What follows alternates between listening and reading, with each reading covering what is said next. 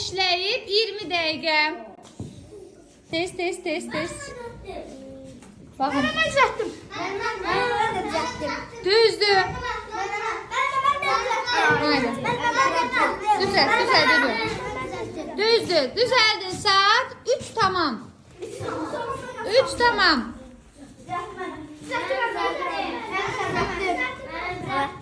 Düzdür.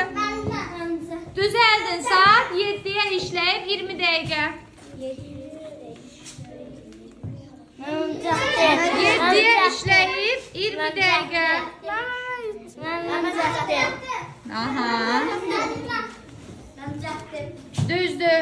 Düzəldin. Saat 6'ya qalıb 10 dəqiqə. 6 olmuyor hələ. 6'ya qalıb 10 dəqiqə. Düzdür. Düzəldin. Saat 12 tamam. Baxın. Düzdür. Düzəldin. Saat 8'in yarısı. 8'in yarısı. Düzəldin. Nəzir ələt gələn düzəldin.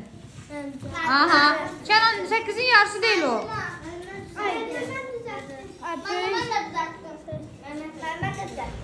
Düzəldin. Saat 9'a işləyib 10 dəqiqə. Biraz bax elə. 9'a dişləyib deyəndə 8 ilə 9'un arasında olur.